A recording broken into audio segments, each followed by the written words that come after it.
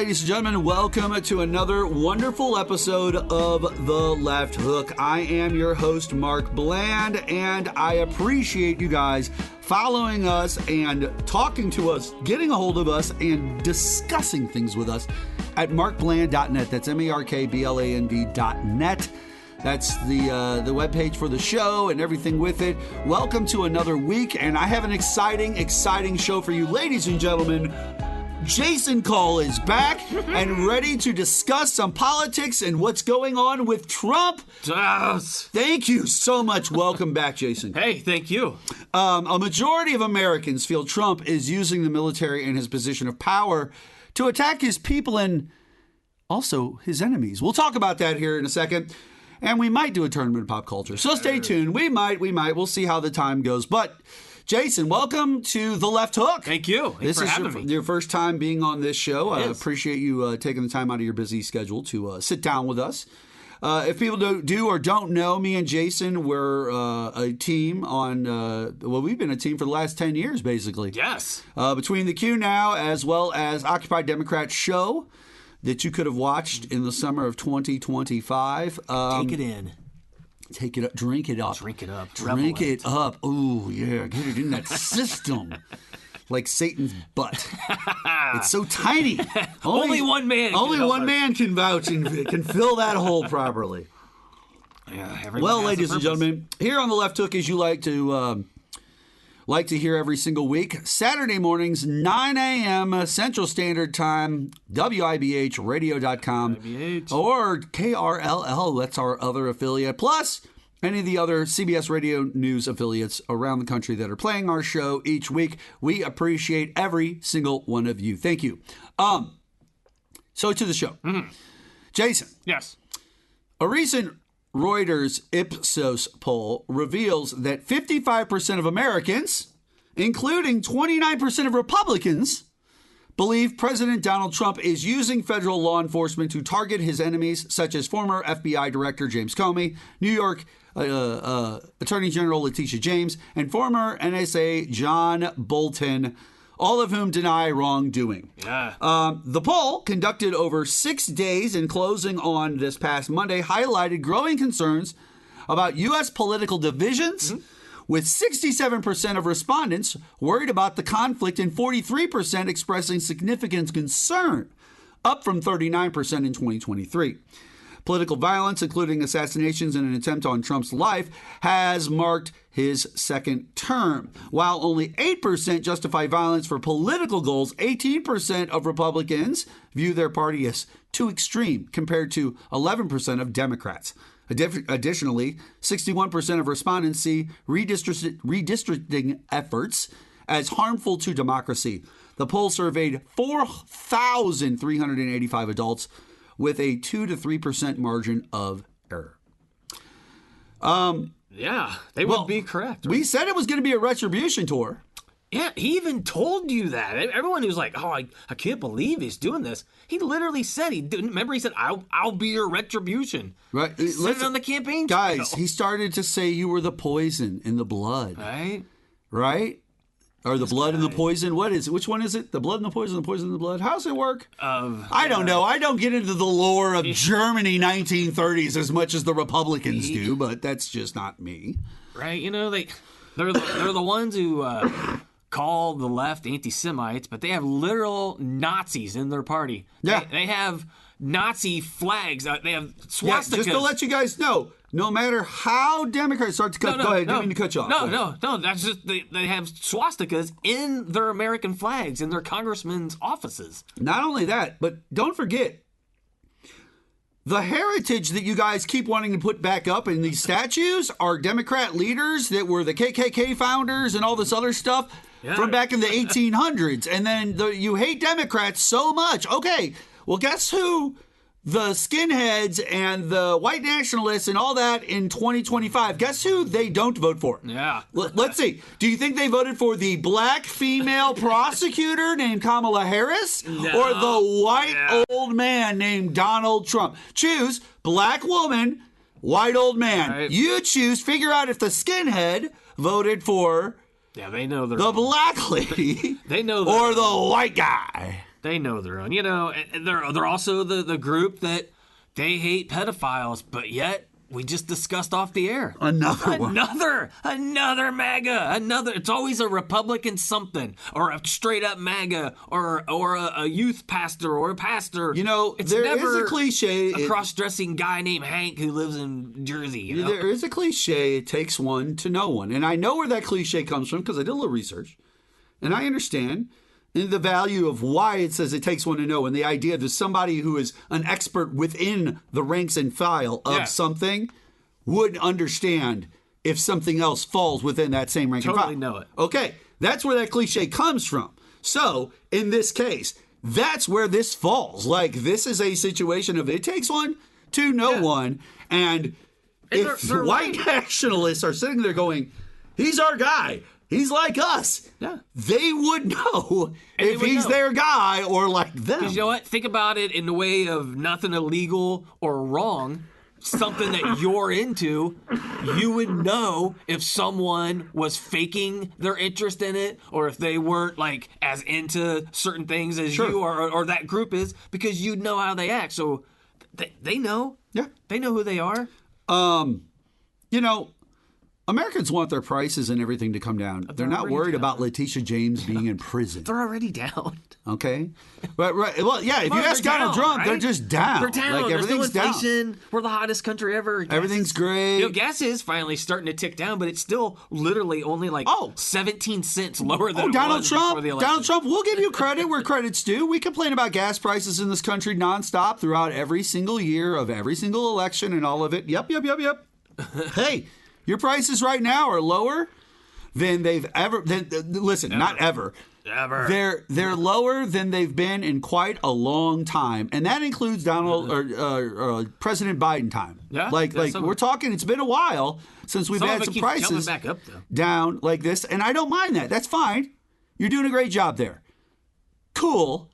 I also noticed you're worried about your ballroom and not worrying about maybe healthcare. See, you're worried about telling everybody, hey, we'll strong arm Hakeem Jeffries, Chuck Schumer, and the Democrats into something by saying, listen, we'll only come to the table if you pass our bill the way it is. That's just a strong arm. You know, that's not even a deal. That's not you trying to work a deal. That's a strong arm. Duh.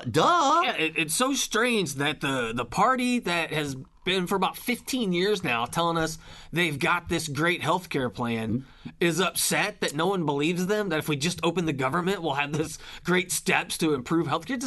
It's just a grift. It's a constant grift. That party has been taken over by grifting nationalists, and they're nuts. So this fixation on this ballroom. Yeah, who's really paying for that?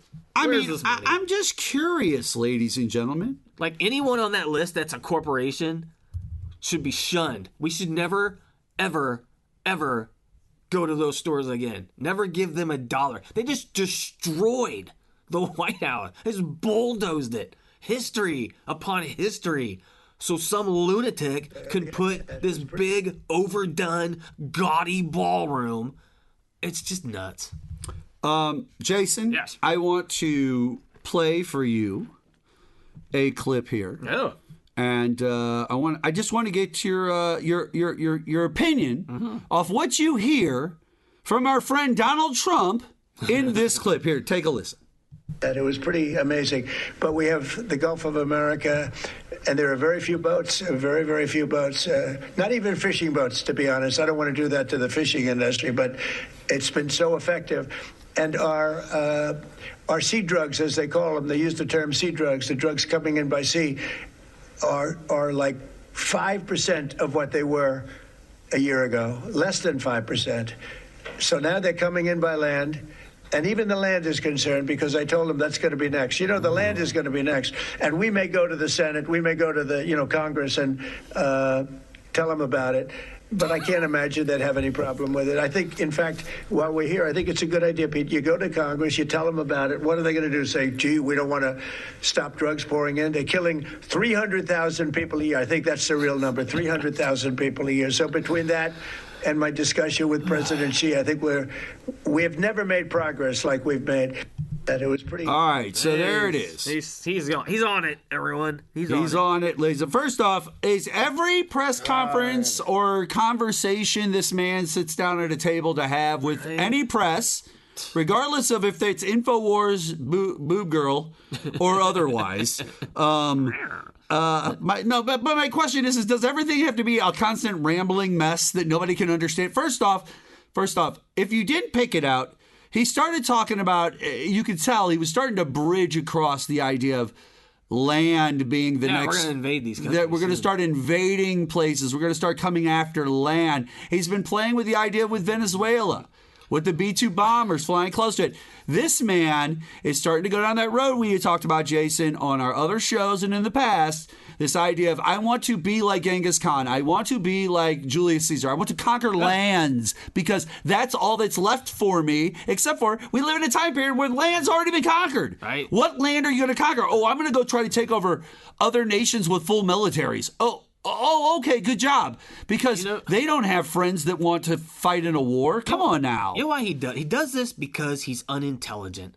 And the only things he knows about leaders is from movies. He doesn't read, so he's never read a book. It's all about movies and war and strong people. So that's how he views leadership, as being in war and being a strong person. He's I don't care. People can say what they want about Joe Biden, and there's plenty of flubs from him. He also had a speech impediment, which impacted some of that. But for every time they could show me a clip of Joe Biden, I bet we could probably get together 3 clips of Donald Trump. Every bit. Of him just nonsense after nonsense, making just unintelligible stuff again and again. No, you're 100% right, Jason. You find one of Biden tripping over or calling someone Frank whose name's Jesse, but Donald Trump, every time he talks. Okay. One of the other things I wanted to ask you, Jay. Yeah. This man is fighting so many battles on so many fronts, though. Think about it. Whether it's, I'm going to be battling with Hakeem Jeffries in my Congress over opening the government, that's one battle. I'm going to be fighting with Venezuela and other countries with their drug cartel boats and my drone planes and my kinetic missiles or whatever the hell they're shooting at them.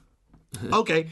That's another battle, right? I'm going to fight the ICE battle across the United States with deportations. That's another. This man has so many massive battles going on at the same time. And you might be sitting there going, but Mark, doesn't that show these guys so much going? It's like, no, he's created each one of these battles and they didn't need to exist at all. He could have handled things a lot differently and better. And you know what? No matter what he does, when he's finally done, and there will be a chance when everything calms down, Mike Johnson's going to have to seat her, and she's going to sign that the bill, and they're going to drop the Epstein stuff. It's got to come out. So all of this is distraction. It's all about keeping the Epstein stuff off of the news. Listen, real quick before we hit the break, John Fetterman. Where are we at with Fetterman now? Remember the darling of the 2020-2022 midterm, where basically he was helping America and he was the super Democrat that was going to be the next person. Truly. And listen, I don't think that this is a horrible human being. No, I think that this is just a person that has I think that he feels that the government is lost itself, and he's trying to fit in with a new group. He's not doing what he thinks he's doing. I can tell him that. I don't think he understands. No. They don't have loyalty to their own that believe their own things. So if they don't even, like if Omarosa is getting fired and thrown by the wayside, you're not even as crazy as she is within that world. What he's doing is... Or like a Ben Carson, if you're not as that deep, or a Byron Donaldson or somebody like that. He's truly shown himself to just be a coward. Okay. He's given himself cover from this MAGA storm instead of riding it out and fighting against it. He's going to play against his party. I think he'd already said he's not going to run again anyway. So he doesn't care. All right. That's what he's doing. He's a coward. He's giving himself cover by saying stupid things that really don't mean anything. All right, ladies and gentlemen, we're going to take a quick break here on the show. When we come back, me and Jason are going to pop out a tournament of pop culture for you guys. We haven't done one of these on the Left Hook yet. We'll be back right after this.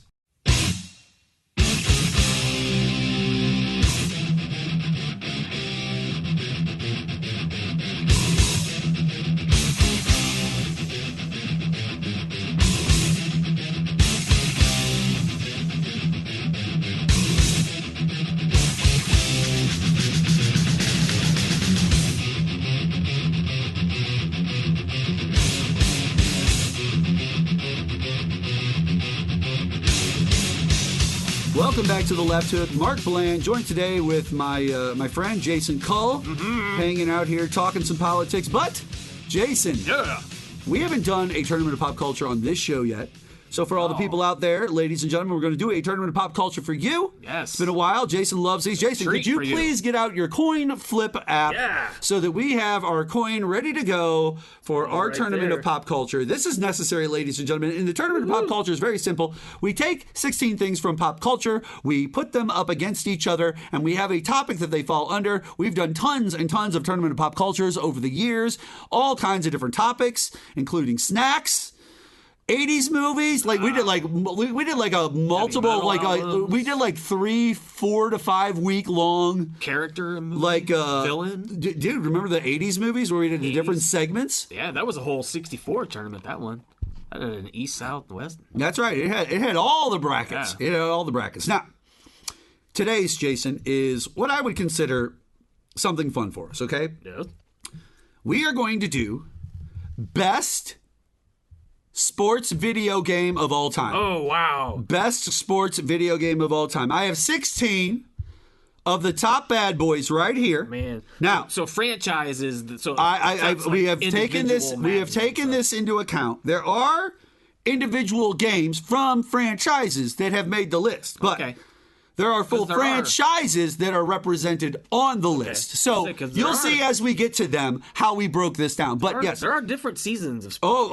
Listen, it was very tough whittling down the last few to put on this list because I found some that I was like, I feel like this really deserves to be here more than Especially, that. I think after 2007, Madden is that's the last That's the last game of Madden to have classic teams. One caught me off guard because until I had to put it up against something else to see if it would make the list, and it just, to me, it beat it out. So I was like, well, it's kind of got to be there. All right, here we go. That's a good one. Here we go, ladies and gentlemen. First round. Tecmo Super Bowl. That's right. We're talking about Tecmo Super Bowl, the second one in the franchise, not the first one with Bo Jackson that you could use freely. Bo Jackson wasn't the second one, but this is the one that gave you every single team in the entire league. This gives you a season that you can play with a weekly matchups and everything. Like they just changed the name. This is technically Tecmo Bowl 2. This is Tecmo Bowl 2, but they added a lot, and this is the game right here. Okay, now that's going up against, in the first round, that's going up against, if I can read it at all, I'm sorry. This is going to be a tough one. And this is why I say it made the list. NES Ice Hockey, the original. You know what? Fat guy, skinny guy, middle guy. Right? That's right. Everybody remembers fat guy, skinny guy. That's all they needed to remember. I was just talking about this the other day to someone. I was talking about hockey games. Now, listen, when it comes to sports games for the NES in general, these are two heavyweights anyway. This is the same system, by the way, ladies and gentlemen. These are both NES games. This is same system. I will say the hockey, for me, obviously I'll go Tecmo Super Bowl because that was a life-changing game. I'm going to go Tecmo Super Bowl also. But I will say ice hockey for the NES branded sports, because they had a baseball, they had a football, was the best of those to play, and everybody always kept. It was the easiest to jump in, fight, and they'd spin in a circle. It was also easy to jump in. You could easily jump in on the game if you've never played, and you could get it real quick, super easy. Okay, next up, we have the NBA 2K series. Some solid games in there, guys. You get into like PS5 stuff with you get into the PS3 stuff, the 2000 2K11, 2K12, 2K13 games. I've walked into my son's room and the first time you don't notice it's a game. Now this list I told you, Jason, was difficult to get on in the first place because we got a heavyweight matchup right here. This is going up against the entire Madden series. Oh my God, how is that possible? But that's okay because it's the full 2K series and all of their years of games versus the Madden series and their years of games. So with the Madden series, we know where the 90s and the 80s versions are, but we don't take them into account anyway. Those just get thrown by the wayside. We're not worried about Madden 97. No one cares about Madden 97. Okay. If I'm taking so we're into Madden 07, 08, 09. We're getting into 12, so 13, 15. Like Madden 2K, 02 to like... That's where I feel like the matchup really is between those games. You can't count 40 years of Madden with 20 of TK. Right, but you can because we're talking about game for game, skill for skill, series for series. I would say Madden beats out the 2K series. Yeah, well, hands down. For basketball. But this is NBA. So this is NBA. So but if we're talking game today. But I do feel that the NBA is better. But I feel that the NBA 2K series looks more accurate and to form, which is impressive because they deal more with the physical body being shown because of their jerseys. You do than the football players are. Franchise mode, the throwback one or whatever, and you start it in the mid '80s. You take over. It's just nuts. The look, the uniforms, the teams. Yeah. All right, you got to choose one: Madden or NBA 2K. So if we're talking Madden, are we talking Madden? Any of the ones 90? that you want? All of the ones that you want? It's got to be Madden. That was my first. First love. First love. Okay, so actually, my first Sega Genesis sports game was Tommy Lasorda baseball. Now I'm gonna move that. I'm gonna move Madden on because that's what I would have chose too. Yeah. All right. Next up, NBA Street Volume 2. Okay. Volume 2. Where you get like the open, like you get like the legendary players, the Jordans, the stuff like that. When it came to my home games, I never got into the arcade style sports. Now, I played that stuff obviously in arcade. Once again, another heavyweight it's going up against. This could be interesting. RBI baseball. Oh, RBI baseball. RBI baseball versus NBA Street Volume 2. I will say, that's tough. I liked NBA Street Volume 2 a lot. RBI, though, but see, there's nostalgia for RBI because RBI comes out in like 87, 88. It's got the Tenjin. Remember the black Tenjin card that was like Tetris? Yeah, Same company that made those. And so it was like, the Tenjin games were always like that side market game. But it was so fun to play the game. And Wally Joyner. I get Wally Joyner. Come on. And it only had certain amount I'm going of teams. RBI baseball. Yeah, it was the 85 and 86 playoffs, I think, were the rosters of those. Where are you going? RBI, yeah. You're going to go RBI? I have an uncle who's only about 5 years older than me because my grandparents had a bunch of kids spread out over a really long time. And I have such fond memories of summertime, 1987, going over to his house with my Nintendo, which my grandma's house because he still lived at home, and playing RBI baseball with my cousin and my uncle just all night long. Just a blast. But the thing about it, though, is your pitcher ran out of complete gas by, like, the end of the second inning. Oh, yeah, every single time. Every single time. No stamina whatsoever. Zero stamina whatsoever. He's like chucking up 40-mile-an-hour fastballs by the third. Oh, no, you're 100% right about that. Like, there was just literally no stamina whatsoever. Okay, up next, here we go. This is going to be a good one. All right. I feel that this could be an interesting matchup. MLB 2013... The Show. The first year The Show showed up. Like, The Show is a brand in itself. And The Show is a dope game. Now, another legend it's going up against. Blades of Steel.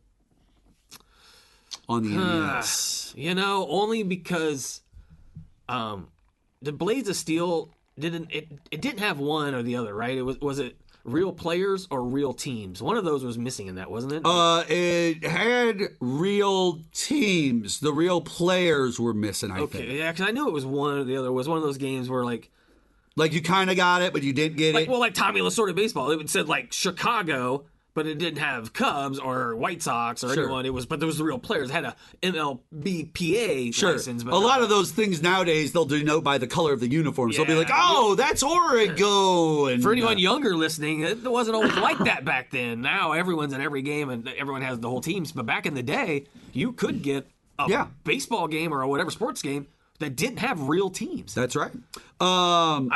This is a tough one for me. I'm gonna go The Show. I was going with The Show too. Yeah, only because real teams, real players. That was the first, their first bid into the road to The Show. That was where you first heard that. All right.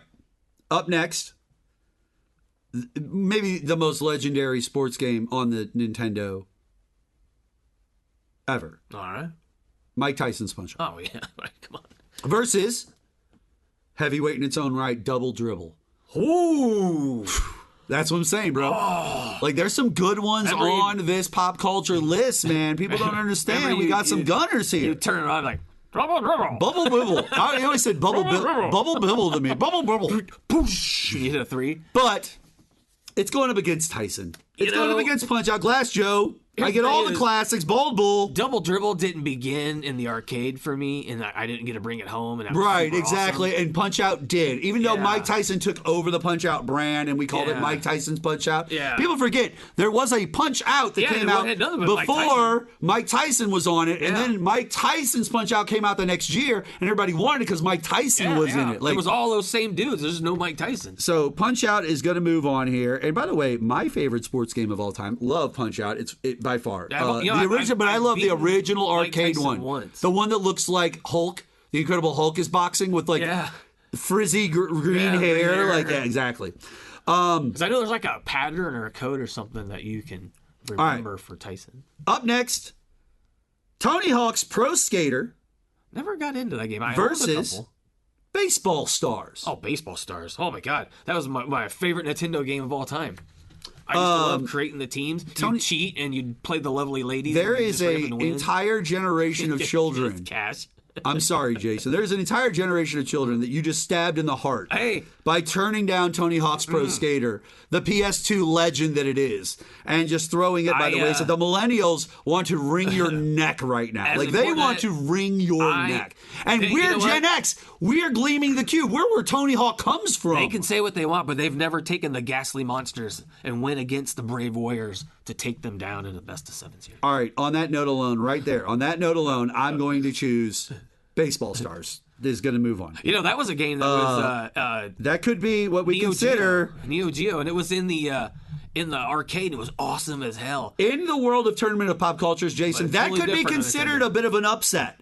That Baseball Stars, which isn't even what I would consider the best baseball game, but it is one of the best games of all time. Now, think about it. Tony Hawk is one of the only really non-sports. It's skateboarding, and it's way up. It's it's almost like a Tiger Woods type sports game. It is where it's not one. It's not a team sports game, and it's severely. All right, we've only got 2 more matchups left before we're done, and we're going to hit the break. NBA Jam. That's fine. An amazing game. That's a lot of fun. Versus more fun in the arcade. NFL Blitz. The same thing, but for football, and I liked NFL Blitz a lot. I played NFL Blitz a lot, but I played NBA Jam way more. Way more. When it came to football, other than college games, I was pretty loyal to Madden. I never really got into... Now, see, I wasn't a Madden guy. Madden was my thing. So other games like Blitz, which now Jam is its own thing. Like, it's its own... Because, listen, the characters, the codes you could put in, the things they would say, all of the weird things the Mortal Kombat tie-in. It's that Mortal Kombat tie-in. All of that. It's that 90s real face CGI kind of computer thing. We've got to go NBA Jam. When I play sports game, I'm more of a replay reel. Okay, that's fair. Guy, there's nothing wrong with that. But for arcade fun, it doesn't get better than NBA Jam. All right, our last matchup we have here, sir. It's a tough one. PGA Tour Tiger Woods Golf.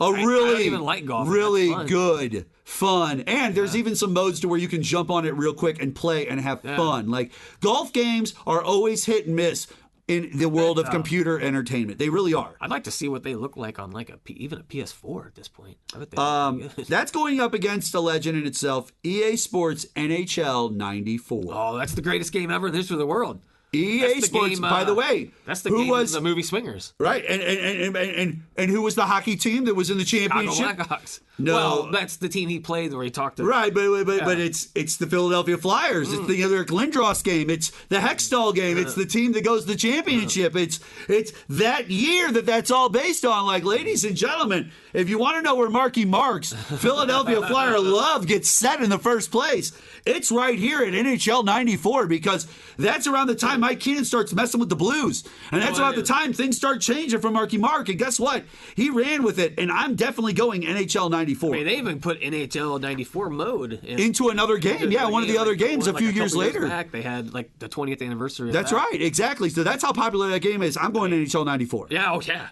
All right. I had hours and hours of that playing that game. All right, here's the deal, ladies and gentlemen. We're going to take a quick break here on the show. When we come back, you are going to get to enjoy the end of that tournament of pop culture. We'll be back on the show right after this.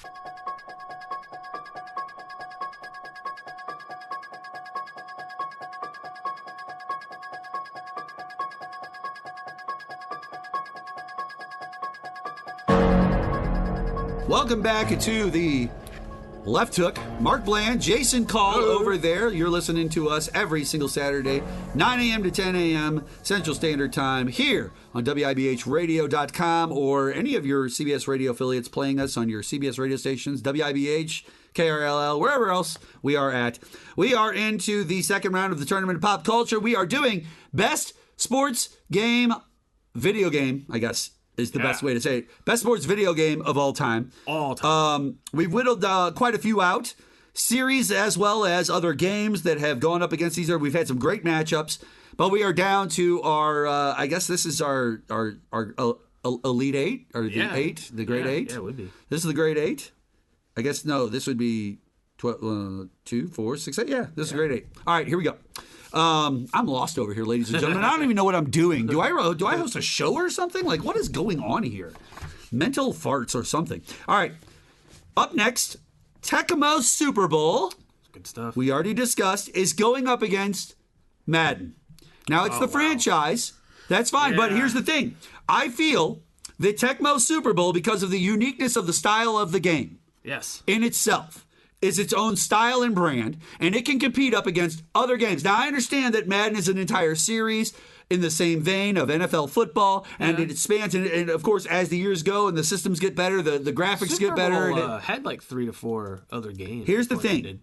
Tecmo Super Bowl, though, by itself, is a really good game. It's once again, it's a pick up and understand it quickly game. Like, you don't have to be your friends. Your friends can come over and just choose the plays with you. There's what, 4 plays, 8 plays on a screen total. Yeah. You choose one, boom. That's it. Remember how stoked you were when you found out that Tecmo was going to have all how stoked were you when you knew you could figure out your friend would always go to this play and this play every single time on the left? Rush real quick. You could rush them real quick. You chose the right one. But that's what I'm saying. Madden's great because of all the things it would add eventually down the road and over the years. But here's the problem. Is there one Madden game that everybody goes, that's the one? Like, that one's that good? Because in Tecmo Bowl world, in the world of Tecmo Bowl and in sports football games, there is only one Tecmo Bowl that everybody points at and goes, that's Tecmo Bowl. Like, that's there's no hack that's in Madden. There's 3 hacks total in football, sports, and sports games. 2 in football, 1 in basketball. Basketball one is Lakers versus Celtics. If you got Tom Chambers, at a certain point, he would dunk, and you could not block him. And it was almost by the 3-point line. He would double pump, dunk, and he would score every time. So that was a hack for that. And then in Tecmo Bowl, the first one, well, everyone knows, obviously, Bo Jackson was unstoppable. Exactly. But if you controlled the Giants, Lawrence Taylor would stop every field goal and every extra point. They would never get it off. He was that quick. There you go. He would get in there and knock it down every time. Now, you have that with Tecmo Bowl. You don't have that from Madden. No, like those breakthrough of that life hack that everybody knows and is natural because of what it is. I've got to go Tecmo Bowl here. Madden gave me the classic teams, and that was so much fun. But Tecmo Bowl, Super Bowl for sure, was the first. Like, yeah. That like 2 years before Madden. I'm going Super Bowl. I got to go Tecmo Super Bowl too, ladies and gentlemen. Until I got a Sega. All right, so Tecmo Super Bowl is moving on. And you still had a Tecmo Super Bowl for about 2 more years on Sega. Next up, RBI Baseball. Love it. We do love the RBI Baseball versus MLB The Show 2013. Now, the show, okay. Once again, this is kind of like Tecmo Bowl versus Madden. We're talking about 2 different. Excuse me. The show's almost too much too soon for kids, man. When we grew up, we had to suffer through nonsense. What did we just explain? But what did we just explain? Yes. What we just explained about Tecmo Super Bowl was its ease of jumping in. Boom. One of the arguments we could have made for Punch Out. How easy it is to just jump in. Jab. I think that with the game, that's why I thought Blitz was good, or Jam, NBA Jam. Yeah. Easy to jump in. If your game is going to be popular and survive the long run like a Blades of Steel, it needs to be easy and able to jump in. That's what Jason said at the beginning. Of all the NES sports games that came out original, ice hockey was the best because everyone could jump in and play and had a good time, and it was easy to do, and it just felt like it worked the best. And everyone knows the attributes of those hockey players. Okay, so RBI Baseball versus The Show. I'm going to go RBI Baseball, but I'm going to let my nostalgia is really pulling me in here because now, I'm seeing those teal-ish blue with the pink hat, Wally Joyner, Angels teams. It was either 86, 87 or 85, 86 were the the teams you could choose from. There was the playoffs from both leagues, and then an all-star team. Yeah. It was just such a good game. So I got to go RBI baseball. I'm just going that. All right, so RBI is moving on. Ladies and gentlemen, this list is fun to go through. It just seems to be working itself out pretty easily, though. Up next, Mike Tyson's Punch-Out Jason versus a slumber party game. Baseball Stars. Oh, I got baseball stars. It's just Now, hold on. We've come to an impasse then, sir, because you said I've got to go Baseball Stars. Oh yeah, it's just too. Now, my point is Baseball Stars. Because was that just like your go-to game? Is this it was a fun, super game. Nostalgic game? Like what's our draw here? I used to play it in the arcade because it was. Real you're really outrunning Punch-Out here. And Punch-Out's a tough game to outrun. Here's the reason. You could create like 5 to 6 teams. You could put them in a league together. Right. The different ways of doing it were almost endless. With Punch-Out, once I win, then it's just a next man up slumber party game. And I understand. But I wouldn't break it out for me. Well, there was you had to go through and beat them all again to get the major circuits. Yeah. But I understand what you're saying. But with Baseball Stars, you could create. See, and now my argument is going to be Punch-Out. See, I get Glass Joe, I get Soda Popinski, I get the unique characters. I do get codes that help me get down. I'm not saying Baseball Stars didn't have that; they probably did too. Well, then they had the thing where you could use the turbo remote where you click it. But once you got to Mike Tyson, bro, it was game on. Yeah, you got hit. This is like Tom Chambers dunking from the 3-point line. It was unstoppable. He was unstoppable. Yeah, there was no way to stop it. It was almost impossible. It took me probably almost 5 or 6 months to be able to beat Mike Tyson. It was a long time. It took me forever to beat Mike Tyson. There was a thing where it was, and that was one of my favorite games. A certain way to move. Yeah, no. There would be something that would blink. It would blink on the screen, and when that blinked on the screen, you had to hit over. And if you hit over at that moment, you were good. Yeah, you were good. You could handle it. But outside of that, I got to go Punch-Out, though. I got to go Punch-Out. Right. You're going Baseball Stars. We got to flip the coin, ladies and gentlemen. The coin flip is what determines our life. So what do we have as far as our coin goes, sir? It is a dime. We got ourselves a dime here, and our heads is going to be Punch-Out. All right. Our tails will be Baseball Stars. All right. We are flipping the coin. It is flipping up right now, ladies and gentlemen, and it is a heads. It is Punch-Out. Punch-Out moves on. Punch-Out moves on, which to the chagrin. That's okay. That's all right, because if you're going to lose out to a game, Punch-Out would be one of the few that I'd be cool with. It's the Friday the 13th of slumber parties and games. It's always there. It's always there. It's fun. It's something everybody can always jump on. When you were 12, 13, you had everybody always had Punch-Out over. Punch-Out's being played. Punch-Out's and later that night, you're watching Friday the 13th. For sure. Yeah. On a Friday the 13th. Yeah, probably 3 or something. By the way, it is Halloween season. We haven't even talked about any Halloween stuff, which we'll talk about some stuff right after this. Okay. Next up, NBA Jam. All right. Versus NHL 94. Tough matchup. Yeah. There's a lot pulling for me with NHL 94. I like the replay factor of games, so NHL 94 lends more to my 94 style. Is what I literally dove headfirst into and fell in love with for well over a solid year. Dude, into the next hockey season, I was still playing NHL 94. Even though 95 came out and I got it, I still played NHL 94 more. It was just that good of a game. NBA Jam. My NBA Jam memories are a little tainted. Time period in my life when that game was popular and I had it on my Super Nintendo system at my house. And something went down in my life, and I just remember I was playing that game at that time period in history, and it just, that memory is kind of tied to that, and so it's kind of like, yeah.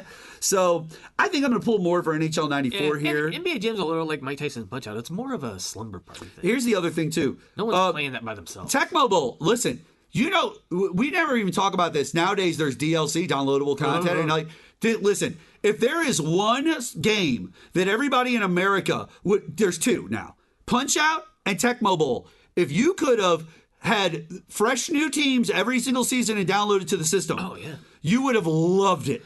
Everybody would have found. No, you can't today now with emulators and ROMs and things like that. And then they sell that cartridge that already has it. I'm just saying, though, if we're talking about the way DLC is used today, those two games or new characters for Punch-Out to fight against, stuff like that, people would have loved that stuff. There's like NBA teams. Look at what they do with Mario Kart and all the new courses that they added and all that.